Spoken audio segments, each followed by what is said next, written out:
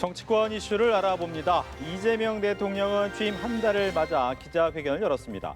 이 대통령은 무너진 민생 회복을 최우선 과제로 삼았다며 국회의 신속한 추경안 처리를 당부했습니다. 정의로운 통합을 향한 여정을 강조하며 3대 특검의 의미를 내란 종식과 연계해 강조하기도 했습니다. 지난달 말 시행된 고강도 대출 규제에 대해서는 이번 대출 규제는 맛보기에 불과하다며 부동산 대책에 더 많다고 답변하기도 했습니다. 여당인 더불어민주당은 앞으로 펼쳐갈 국정과 대한민국의 미래에 대한 국민 기대를 더욱 크게 하는 회견이었다며 오만과 독선, 불통의 3년이 끝나고 정상적인 정부가 들어섰음을 모든 국민께 확인시켜줬다고 평가했습니다. 반면 국민의힘은 회견 내용 중 좋은 말씀이 있기도 했지만 지난 30일에 대한 자화자찬만 가득했다며 역대 대통령 중에서도 가장 빠른 자화자찬이라고 깎아내렸습니다. 김민석 국무총리 후보자에 대한 임명 동의안이 국회 본회의를 통과했습니다. 표결은 야당 의원들 불참 속에 여당 의원들만 참석한 가운데 이루어졌습니다. 국민의힘은 표결 직후 규탄 시위를 열고 반발했습니다. 이와 관련된 정치권 이슈에 대해 이야기 나눠보겠습니다.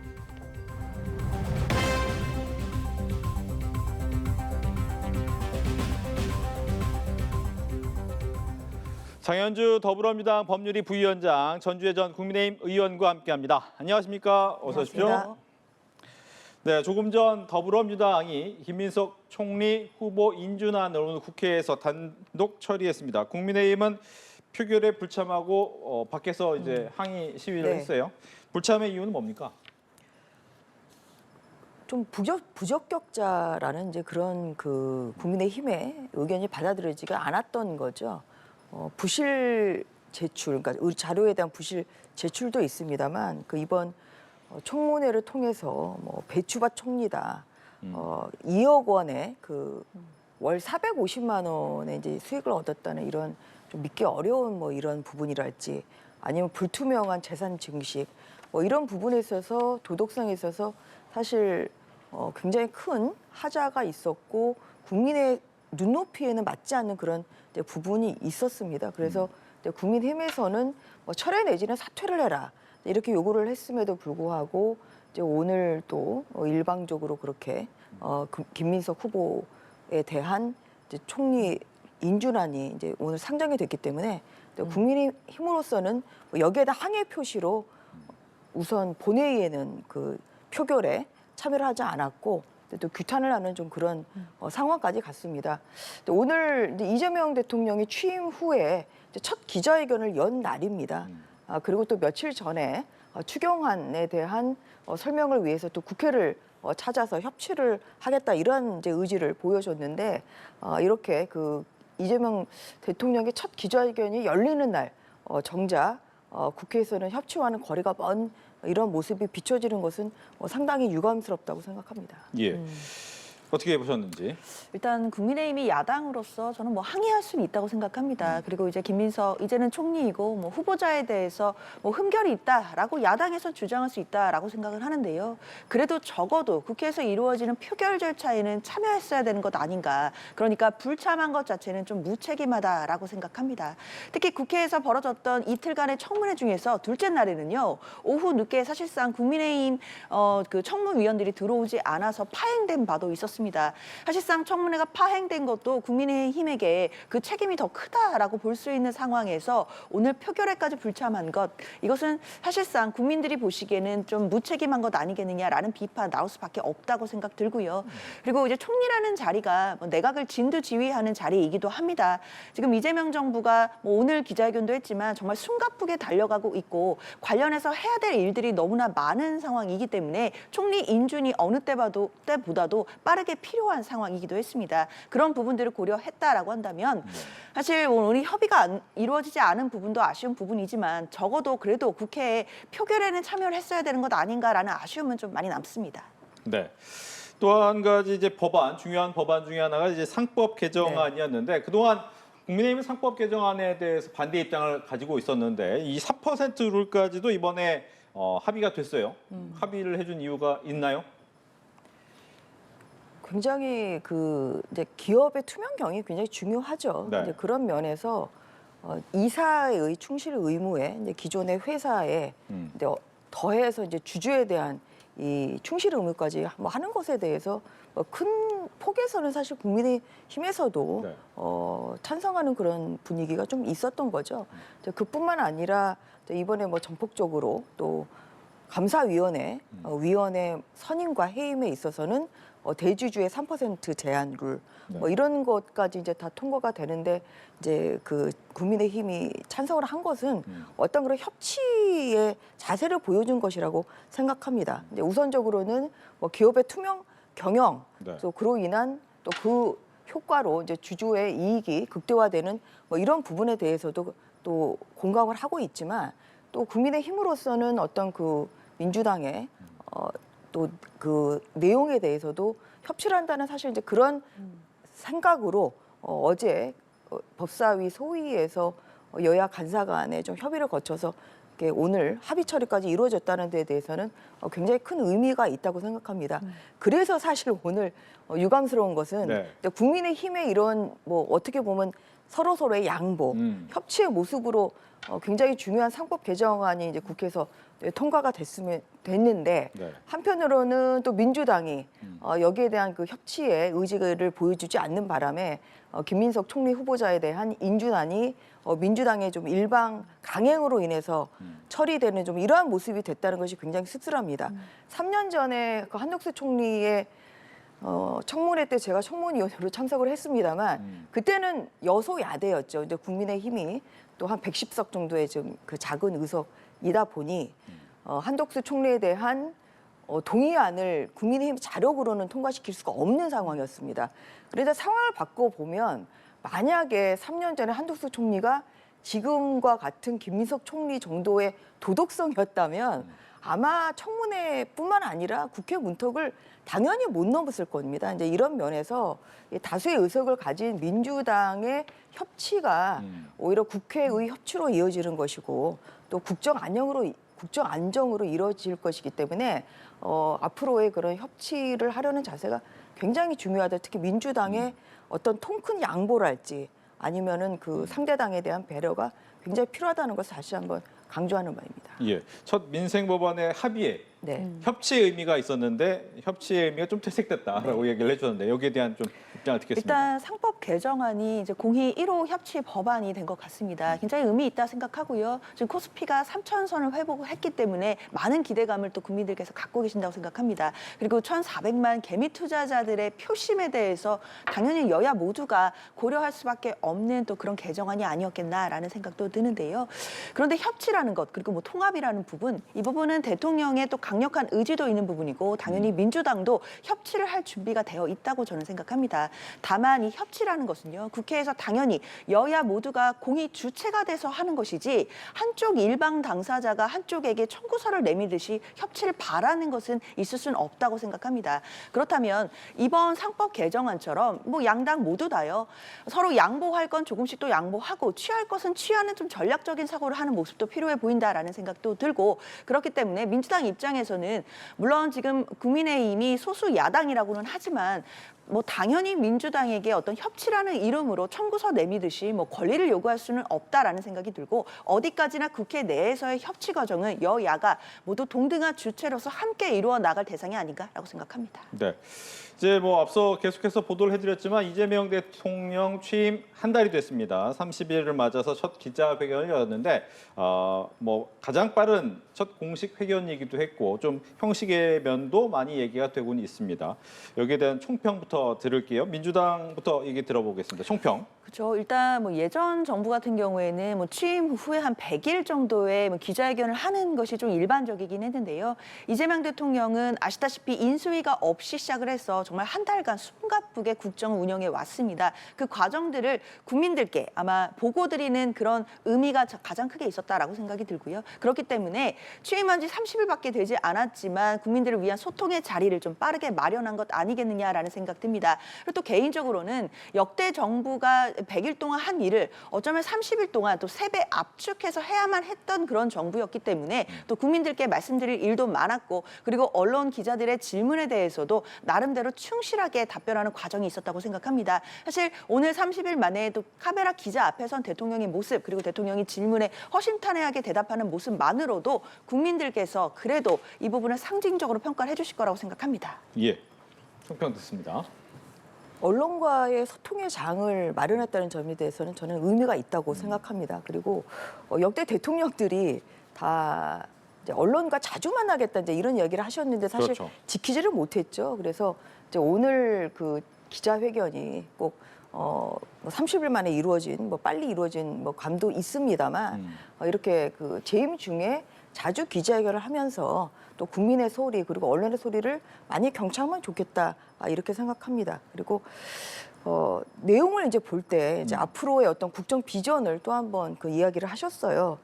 그래서 그 민생 회복에 대한 그런 의지 그리고 사회 안전 매트리스를 이제 깔겠다. 그리고 평화 이런 것을 강조를 하셨거든요. 그래서 이러한 부분에 있어서는 말이 아니라 이제 다음에 이루어지는 기자회견에서는 뭔가 성과를 가지고 보여주는 것이 좋겠다 그렇게 생각을 합니다. 그리고 어떻게 보면 사실 좀 자화자찬인 면도 없지 않아 있습니다만 그래도 30일 동안 달려온 모습을 국민 앞에 소상히 전달하는 모습은 굉장히 소탈해 보였고 앞으로도 이러한 일관된 태도를 보여주시면 좋겠다 그렇게 생각합니다. 예, 이제 추경안 안에 있는 내용을 좀 하나하나 뜯어서 볼 텐데 먼저 첫 번째는 이제 추경안입니다. 지금 말씀해준 것처럼 경제 성장, 또 사회 안전망 보장, 국민의 안전과 평화 보장이라는 3대 국정 운영 방향 중에 첫 번째가 경제 성장이죠.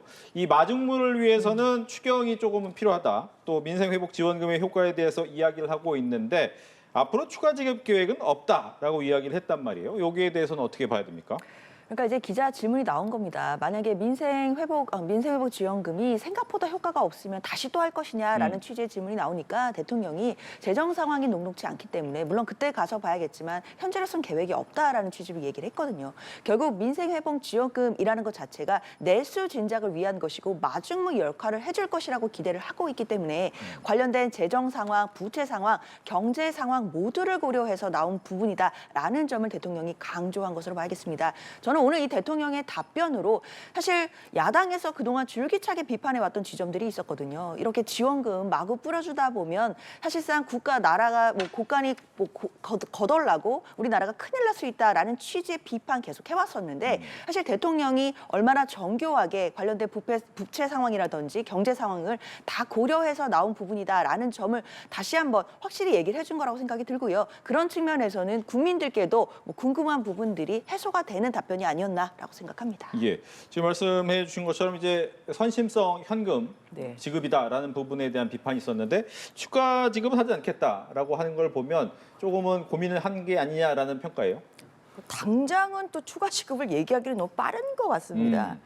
지금 이번에 한 30.5조 정도의 네. 이 지금 예산이 들은 것에서 굉장히 큰 예산이죠.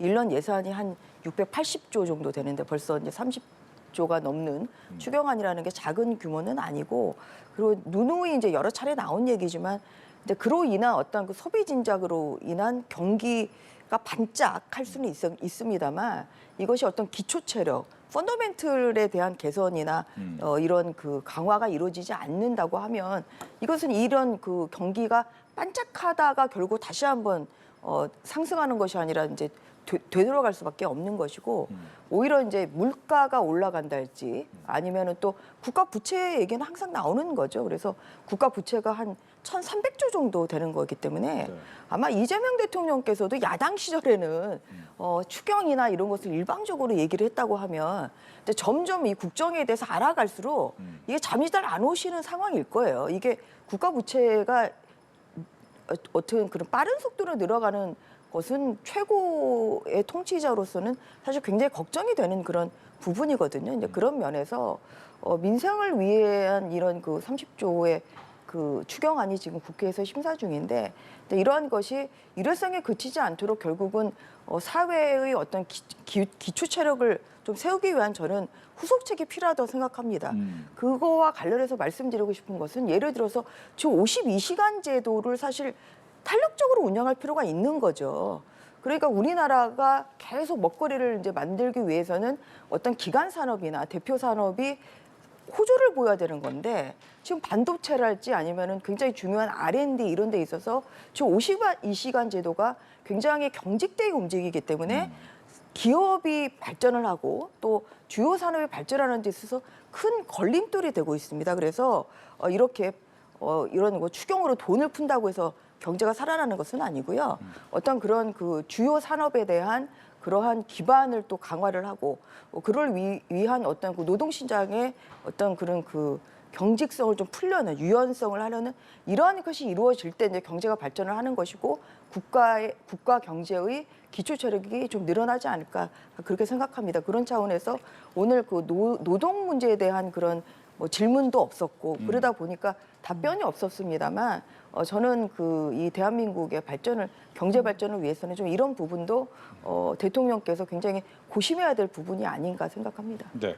이제 또 하나 관심 갖는 부분이 이제 검찰 개혁이 되겠습니다. 두 분 다 또 법조인이시다 네, 보니까 네. 이 검찰 개혁에 대해서 하실 말씀도 많을 것 같은데 일단 수사권과 기소권을 동시에 가지면 안 된다라는 것에 대해서는 인식이 좀 합치되는 것 같다라고 이야기를 하셨어요. 하지만 이제 과거 검수완박이라든가 공수처 문제라든가 문제를 봤을 때 과연 어떤 식으로 검찰 개혁을 할 것이냐에 대한 고민도 있을 거고 걱정도 있을 것 같은데 먼저 민주당의 입장에서는 검찰 개혁을 어떻게 하겠다라는 겁니까? 대통령의 말씀처럼 가장 본질적인 것은 수사권과 기소권을 분리하는 겁니다. 그래서 공소청과 중수청으로 결국 얼개를 만들어 나가겠다라는 취지로 봐야 될 것 같은데요.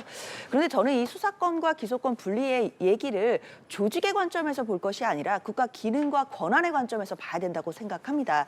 그러니까 수사권과 기소권이라는 이 권한 자체는요. 사실 합법적으로 국민의 기본권을 침해할 수도 있는 권한이기 때문에 상당히 높은 수준의 강력한 권한입니다. 그런데 이 수사권과 기소권이 한 조직에 모두 집중되어 있다라는 것은 사실 그 자체만으로도 문제가 될 수 있는 것이고 권한이 분산이 되어야만 견제가 가능하다라는 일반적인 관점에서 보더라도 수사권과 기소권이 분리돼서 서로 간에 견제를 하고 또 도울 일은 도울 수 있도록 해야 된다라는 관점에서 검찰 개혁이 가야 될 방향이 있다라고 생각을 합니다. 그렇기 때문에 대통령도 오늘 그 부분을 강조한 거라고 생각이 들고요. 그렇다면 결국에는 이 부분은 결국 국민들의 여러 가지 성원들과 이런 부분들도 있어야 되겠지만 결국 입법으로 완성되는 부분들이 있기 때문에 대통령이 오늘 말씀하신 것처럼 결국에 뭐 추석 전에 얼개가 가능한다든지 뭐 시점이나 이런 부분들은 조금은 차이가 날 수 있을지라도 국회에서 결국 입법을 통해서 검찰 개혁이 완성되지 않을까 이 부분에 대해서는 대한 대통령의 의지도 확고하구나라는 부분을 다시 생각했습니다. 네, 어떻게 보십니까? 저는 이제 검찰청법이 오늘 법사위에 상정이 됐습니다. 이제 김용민 의원 등이 이제 발의한 검찰청 폐지법이죠. 검찰청 폐지법이 오늘 상정이 됐고요. 이제 또 공소청법도 이제 오늘 법사위에 상정이 돼서 이제 9일에 오늘 9일에 이제 공청회를 좀 한다고 그렇게 하는데요. 수사와 이제 기소의 이제 분리, 그러니까 이것은 이제 굉장히 그 검찰 지금까지의 사법 시스템의 근간을 바꾸는 것이기 때문에 저는 굉장히 신중하게 해야 된다고 생각을 합니다. 지금 아까 뭐 대통령이 자업자득이라고 이제 하는 말에 좀 뼈가 있는 거 아닌가 싶어요. 본인에 대해서 그 여러 건으로 이제 수사를 했고 또 기소를 하지 않았습니까? 어떻게 보면 국민들이 봤을 때는 정말 대통령에게 밉보여서 검찰이 해체되는 거 아닌가 이렇게 보일 수가 있기 때문에 어떤 그런 또 의심을 불식시키기 위해서는 서둘러서는 저는 절대로 안 된다고 생각합니다. 그래서 이 검찰 개혁의 중요한 것은 이제 과도한 수사권의 남용 이제 이것이 없어져야 되는 것이죠. 이제 이러한 부분이 이제 중요한 것이지만 그 다음으로 저는 중요한 것은 결국은 범죄로 인해서 피해받는 국민들이 수사와 기소가 분리됨으로 인해서 수사가 지체된다. 그래서 범죄인을 제대로 기소를 못하고 또 어떤 그런 죄값을 못 치르게 한다고 하면 그건 공정사회는 아니라고 생각합니다. 그런 면에서 이 검찰 개혁의 중심에는 결국은 범죄로 인해서 피해받는 그런 그 국민의 권리 보호가 굉장히 중요하다고 생각을 하고요. 그러한 방향을 위해서 어떻게 효율적으로 이제 수사권의 남용도 방지를 하면서 효율적인 수사를 할 수 있도록 하는 건지 그 부분이 가장 중요한 부분이라고 생각합니다. 그 다음으로는 사실 검찰의 중립성과 공정성을 담보하는 것이 굉장히 중요하죠. 정권이 바뀔 때마다 또 좌천됐던 검사가 또 영전을 하고 또 그동안 영전했던 검사가 좌천을 하고 이게 인사가 이렇게 불안정해서는 안 되는 거거든요. 결국 이제 검찰의 독립성과 중립성을 담보하는 방향으로 검찰 개혁에 가야 된다. 이런 차원에서 법 두세 개를 뚝딱 만든다고 해서 이러한 검찰 개혁이 이루어지는 것이 아닙니다. 그래서 다양한 검찰 그 개혁과 관련한 사회 각계각층의 다양한 의견을 또 수렴을 하고 또 그러면서 또 야당의 의견도 또 경청을 하면서 신중한 저는 그 속도를 내면서 신중하게 이 부분에 대해서 가장 효율적인 검찰 개혁의 방향을 여야의 합치로 만들어야 된다고 하는 생각을 가지고 있고 이 부분을 강조하고 싶습니다. 예. 근데 여야 합치로 이제 법안을 만들려면 네. 지금 이번에 상법 할 때도 굉장히 힘들었잖아요. 아무래도 다수당이다 보니까 이것을 과연 어떻게 협치를 갖고 갈 것이냐에 대한 고민도 있을 거고 또 쉽지 않을 것 같기도 하고 일단 민주당 입장에서는 추석 전이면 9월이니까 거의 시간이 많지는 않거든요. 올해 추석이 10월이더라고요. 그렇죠. 그러니까 뭐 아마 10월 정도에는 얼개가 나오지 않겠느냐라는 얘기들이 뭐 당내에서는 나오고는 있는 상황인데요. 사실 저는 뭐 시점을 정해서 뭐 그때까지 가야 된다라고 하는 것보다는 일단 국민적인 공감대를 형성해 나가는 것이 가장 중요하다고 생각합니다. 사실 검찰 개혁에 대한 어떤 부분 같은 경우에는 이미 시대적인 소명이 되었다라고 생각이 들고 이 부분에 대한 국민적인 공감대도 어느 정도 형성되었다라고 판단을 하고 있기 때문에 구체적인 부분에 대해서도 당연히 뭐 야당과 협치할 부분을 협치하면서 검찰 개혁을 이루어 나가야 된다라는 생각이 드는데요. 그런데 앞서서도 말씀드렸지만 이 문제는 특히 수사권과 기소권을 분리하는 문제는 조직의 논리로 볼 일은 아니라고 생각합니다. 검찰 조직에서 볼 때는 수사권을 뺏기는 것처럼 보이고 이제 뭐 기소권만 남는 것 아니냐라고 볼 수도 있겠지만 국가적인 기능의 관점에서 본다라고 한다면 원래 있던 수사권과 기소권을 분리해서 각각의 기관에 나눠주겠다는 것에 불과합니다. 그렇다면 그 과정에서 어쨌든 수사 과정 자체가 변화를 보기 때문에 그 과정에서 국민들이 입는 피해가 있는지 이런 부분에 대해서는 검토하면서 좀 더 세밀하게 나가는 것은 정말 필요하다라고 생각은 드는데요. 그러나 이 부분에 대해서는 뭐 조직 논리가 통할 수 있는 일은 아니다라고 생각이 들고 기능의 관점에서 수사권과 기소권을 분리를 해서 공소청과 중소청으로 나아가는 방향으로 본질적으로 검찰 개혁이 이루어져 나가지 않을까 생각합니다. 네. 저는 이제 3년 전에 검소완박법이 이제 국회를 그것도 일방적으로 이제 민주당의 과반으로 인해서 이제 통과가 됐는데 그 검소완박법의 시행으로 인한 어떤 그런 장점 단점 일단 이것을 좀 볼 필요가 있다고 생각합니다. 그때 법에도 이미 기소와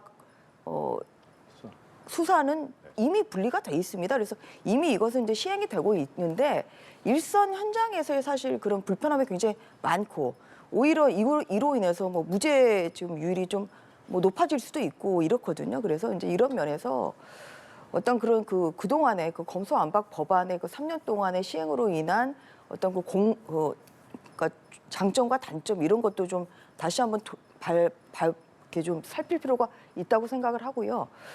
그리고 또 어떤 제도를 바꿀다고 할 때는 어떻게 서두를 필요가 전혀 없습니다. 이제 이런 면에서 검소완박법이 일방적으로 통과돼서 시행됨으로 인해서 사실 수사가 굉장히 지체되고 있습니다.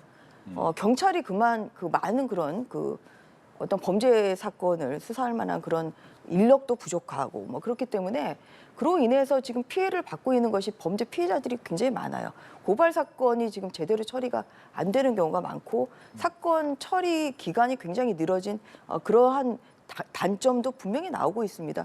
그러니만큼 지금 이 검찰청의 그 검찰의 개혁을 앞으로 이제 큰 틀을 정하는 데 있어서 이러한 것까지 다 살펴서 신중한 저는 접근이 필요하다는 것을 다시 한번 강조하는 바입니다. 네, 부동산 정책 얘기도 해보겠습니다. 지금 주담대 6억 원 제한으로 이제 강력한 정책을 일단 시행을 했는데 이것은 이제 시작에 불과하다, 맛보기에 불과하다. 앞으로도 부동산 정책이 많다라고 하는 걸 보면 더 강력한 정책이 나오는 거 아닌가라는 이야기가 나오더라고요. 어떻게 진행될 것으로 예상하십니까? 일단 대통령의 이야기로 지금 부동산과 관련된 정책이 많다 이런 얘기가 나왔다는 건 결국 부동산 시장에 특히 이제 투기 수요자들에게 강력한 시그널을 보내는 것이다라고 생각이 듭니다. 지금 관련해서 주택담보대출이 6억까지로 이제 규제가 되면서 강력한 대출 조치가 나왔다라는 평가들이 있거든요. 그런데 우리가 부동산을 값을 잡기 위한 정책을 할 때는 세 갈래로 볼 수가 있는데 뭐 세금을 통한 방법, 그다음 대출을 규제하는 방법, 그리고 공급을 늘리는 방법 이렇게 있을 겁니다. 근데 공급을 늘리는 방법은 당연히 중장기적으로 검토를 해야 되는 것이고 이 부분은 당장 효과가 나기는 어려울 수 있기 때문에 당연 정부로서도 공급에 대한 부분은 당연히 하나의 카드로서 준비를 하고 있을 거라고 생각은 드는데요. 그렇기 때문에 이번 대출 규제뿐만이 아니라 이것만으로도 투기 수요가 제대로 잡히지 않는다라고 한다면 또 다른 정책이 있을 수 있다라는 것을 시사를 해서 강력하게 신호를 투기 수요자들에게 보내는 것이다라는 생각이 듭니다. 결국 이재명 대통령이 하고 싶은 말은 지금 우리가 투자 수단 자체가 부동산에만 너무 묶여 있는 부분에 대해서 이 부분이 주식시장이나 금융투자시장으로 좀 더 옮겨와야 되는 것이 아닌가라는 강조를 계속 하고 계시거든요. 이런 부분에서 본다라고 한다면 오늘 통과된 3법 개정안과 마찬가지로 우리 주식시장에 또 걸게 되는 국민들의 기대감도 커질 수 있겠다 이렇게 생각됩니다. 예, 부동산 정책. 지금 지난주에 이제 발표한 그 6억 원 그 대출 한도 정책은 문재인 정부 시절에 발표된 30개의 정책보다 훨씬 더 강력했다. 이런 평가를 받고 있습니다.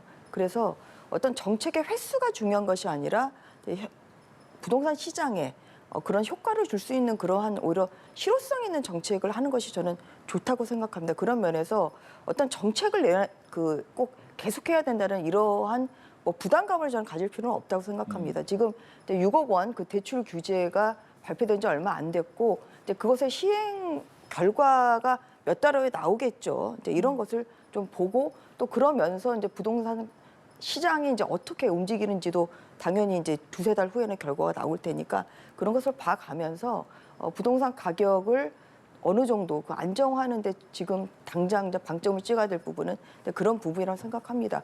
다만 한편으로는 또 내 집 마련을 하고 싶은 사람들이 굉장히 많거든요.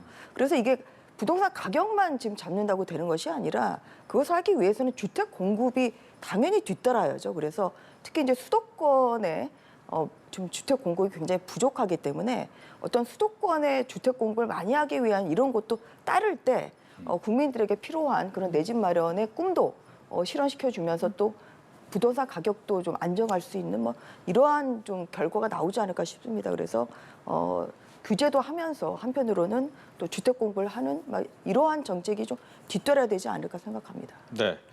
또 하나의 우리나라가 당면한 현안 중에 하나는 미국과의 관세 협상이 되겠습니다. 시한이 이제 유예 시간이 7월 8일까지인데 이때까지 끝낼 수 있을지는 모르겠지만 최선을 다하고 있다라고 오늘 대통령이 답변을 했습니다. 근데 문제는 최근에 일본과의 이야기를 보면 일본에 굉장히 강력한 관세를 취하고 있기 때문에 우리나라에 과연 어떻게 될 것인가. 하지만 현재 제대로 된 협상이 이루어지지 않고 있는 상황에서 대책은 있는가에 대한 고민도 있을 것 같고요. 여기에 대한 얘기도 듣겠습니다. 당연히 내부적으로 많은 고심이 있을 거라고 생각이 들고요. 저는 뭐 플랜 A, B, C부터 해서 Z까지 마련해 놓지 않을까라는 생각 듭니다. 그러나 지금 시시각각으로 국제 정세가 변화하고 있고 특히 미국과의 관세 협정에 대해서도 앞으로 어떻게 진행이 될지 그리고 트럼프 대통령이 또 특유의 스타일이 있습니다. 예측하기가 참 어려운 그런 또 스타일이 있기 때문에 돌발 상황이 발생할 가능성을 대비해서라도 여러 가지 방안들을 아마 고려하고 있고 또 고민하고 있을 거라고 생각합니다. 그런데 오늘 그런 부분들이 아마 기자회견에서는 구체적으로 답변이 나오기는 어려운 부분 같습니다. 아무래도 외교적으로 좀 민감한 얘기이고 이것이 또 대통령의 이야기로 어디까지 말할 수 있느냐 이 부분에 대해서도 예민할 수밖에 없기 때문에요. 관련해서는 조금 더 구체적인 답변이 나오기는 어려울 수 있겠다라는 생각은 들지만 그렇다 하더라도 지금 이재명 정부가 당면한 현안 중에 하나라고 할 수 있는 미국과의 협정에 대해서는 당연히 내부적으로 충실히 준비를 하고 있을 거라고 생각을 하고 불확실한 상황이라든지 그리고 돌발 상황 이런 부분에 대해서도 층층이 지금 대비하는 그런 방안들을 마련하고 있을 것이라고 기대하고 있습니다. 네, 관세 협상이 아직 제대로 시작은 안 된 것 같고 어떻게 네. 보고 계신지.